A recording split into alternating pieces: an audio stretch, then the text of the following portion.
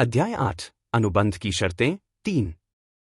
सदियों तक अलेसांद्रा ने विस्मय के साथ बुदबुदाया। सदियां तो बहुत लंबा समय होती हैं। क्या मैं गलत थी यह मानने में कि वह शायद केवल 1 या 2 साल के लिए ऐसा करना चाहता होगा?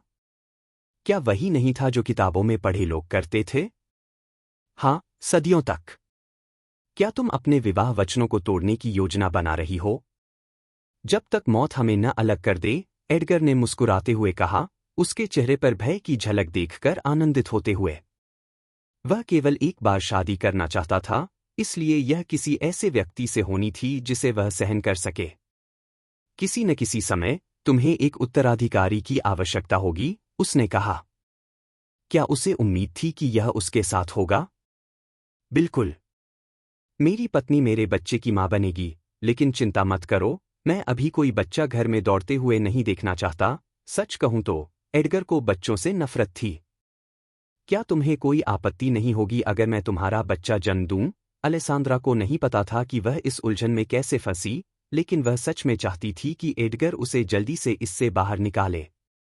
तुम मुझे परेशान कर रही हो, अलेसांद्रा, यह समझने में कि जो साधारण हो उसे समझो। लेकिन मुझे लगता है कि यह तुम्हारे लिए एक झटका होगा। हाँ, मुझे कोई आपत्ति नहीं है अगर एक दिन तुम मेरा बच्चा जन्म दोगी। अगर मुझे आपत्ति होती, तो हम यहाँ शादी पर चर्चा नहीं कर रहे होते। अगर यह तुम्हारे लिए ज्यादा है, तो हम इसे नजरअंदाज कर सकते हैं। मुझे चिंता है कि इस दुनिया में मेरे बच्चे को क्या सहना पड़ेगा। लोग मेरे बारे में जो अफवाहें उड़ाते हैं, वे उन अफवाहों को मेरे बच्चे पर भी लगा सकते हैं। अलेसांद्रा ने यह सोचते हुए अपनी कल्पना की। वह नहीं चाहती थी कि कोई भी बहिष्कृत होने का अनुभव करे। अलेसांद्रा, तुम यह नहीं जानती कि मेरा आखिरी नाम कितनी ताकत रखता है। जब तुम मेरी पत्नी बन जाओगी, तब वह सारी अफवाहें गायब हो जाएंगी और कोई भी भविष्य में तुम्हारे या तुम्हारे बच्चे के बारे में कुछ कहने की हिम्मत नहीं करेगा, एडगर ने कहा। उसकी आवाज में वह विश्वास था जो लोगों को चुप करा सकता था। अलेसांद्रा ने यह नहीं पूछा कि एडगर यह कैसे सुनिश्चित करेगा। सच तो यह था कि वह जानती थी कि उसकी ताकत खतरनाक हो सकती है। उसे महसूस हुआ कि वह अभी उसके साथ काफी अच्छा व्यवहार कर रहा था, जैसे वह बोल रहा था। हम अनुबंध को आगे बढ़ा सकते हैं, ड्यूक एडगर, उसने अपने नाम पर साइन करना शुरू किया। अगर वह बच्चे को सुरक्षित रख सकता था, तो उसके लिए कोई समस्या नहीं थी। एडगर, उसने एक बार फिर उसे याद दिलाया। माफ करना, एडगर। मैं अनुमान करता हूं कि तुम्हें मुझे सिर्फ पहले नाम से पुकारने में कुछ समय लगेगा। मैं कल तुम्हारे पिता से मिलने आऊंगा, ताकि तुम्हारा हाथ मांग सकूं।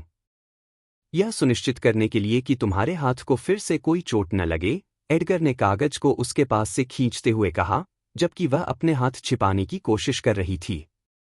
क्या तुम मेरे साथ रहना चाहोगे जब तक हमारी शादी न हो जाए? यह असामान्य नहीं है, हालांकि कुछ लोग सोच सकते हैं कि तुम गर्भवती हो। बिल्कुल नहीं, अलेसांद्रा ने जोर से कहा, क्योंकि वह और कोई अफवाह नहीं चाहती थी। मेरे बारे में जो अफवाहें हैं, वही काफी हैं। मुझे और जल्दी गर्भवती होने की अफवाह जोड़ने की कोई आवश्यकता नहीं है। एडगर हंसा, उसे इस जवाब से कुछ परिचित सा लगा। जो कोई भी यह विश्वास करेगा कि मैंने तुमसे शादी से पहले तुम्हें गर्भवती किया है, वह तो मूर्ख ही होगा। फिर भी, अफवाहें हैं कि मैं रात को महिलाओं को अपने घर में घुसने देता हूं। क्या तुम सच में ऐसा करते हो? अलेसांद्रा ने पूछा। वह यह आसानी से विश्वास कर सकती थी, लेकिन वह चाहती थी कि वह खुद इसका जवाब दे, क्योंकि वह अफवाहों पर विश्वास नहीं करती थी जब तक कि वह खुद नहीं सुन लेती। एडगर ने मजाक करने के लिए खुद को आहत दिखाया। उसकी आंखें चौड़ी हो गईं, उसने अपनी छाती पर हाथ रखा और कहा, मैं कभी नहीं करता। अलेसांद्रा को खेद महसूस हुआ कि उसने यह पूछा। मुझे माफ करें। लेकिन उस अफवाह में कुछ सच्चाई थी। मैंने महिलाओं को अंदर नहीं घुसने दिया। वे दीवारें कूद कर आईं और मेरे गार्ड ने उन्हें पकड़ लिया। एक व्यक्ति ने इसके बारे में सुना और उसने इसे दूसरे तक पहुंचा दिया, जब तक कि कहानी पूरी तरह बदल नहीं गई। अफवाहें कितनी गंदगी होती हैं जब वे मेरे बारे में होती हैं। कुछ मौकों पर वे मुझे अपराधियों को पकड़ने में मदद करती हैं। सही है, उसे राजा के आदेशों के तहत मामलों की जांच करने का काम सौंपा गया था, अलेसांद्रा ने मन ही मन कहा। मैं अनुबंध को कहीं सुरक्षित जगह पर रखूंगा ताकि कोई इसे न खोज सके। अब जब अनुबंध खत्म हो चुका है, क्या तुमने खाना खाया? अल्फ्रेड तुम्हारे लिए नाश्ता ला सकता है या तुम मेरा खा सकती हो? मैं खाने के लिए तैयार नहीं हूं, क्योंकि मुझे काम करना है। अगर तुम्हारे पिता और उसकी झूठी बातें न होती तो मैं अब तक काम खत्म कर चुका होता। बैरन की पार्टी ने उसका काम समय बर्बाद कर दिया। मुझे खेद है। मेरे पिता ने तुम्हारा नाम लिया ताकि कुछ और मेहमान आ सकें और केट को तुम पसंद हो, इस वजह से मेरे पिता पर दबाव था कि वह तुम्हें वहां बुलाएं। अलेसांद्रा ने माफी मांगी, हालांकि इसमें उसका कोई दोष नहीं था। वह अपने पिता की चिंता करती थी और नहीं चाहती थी कि उसकी प्रतिष्ठा खराब हो। वह उसे सबसे ज्यादा प्यार करता था। जब से उसकी मां भागी थी, वह वही था जिसे वह सबसे ज्यादा प्यार करता था, जब तक उसने कटरीना से नहीं मिला। तुम्हारा पिता, सौतेली मां और बहन हमारी शादी के बाद मेरे घर में नहीं आ सकेंगे।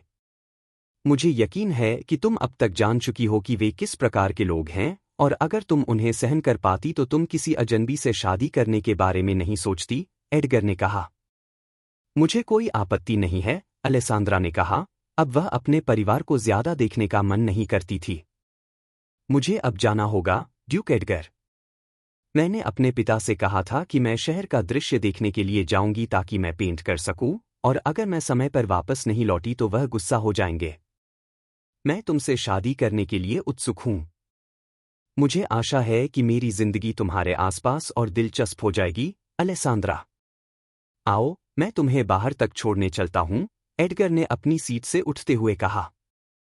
वह बेताबी से इंतजार कर रहा था कि राजा को इस महिला के बारे में पता चले।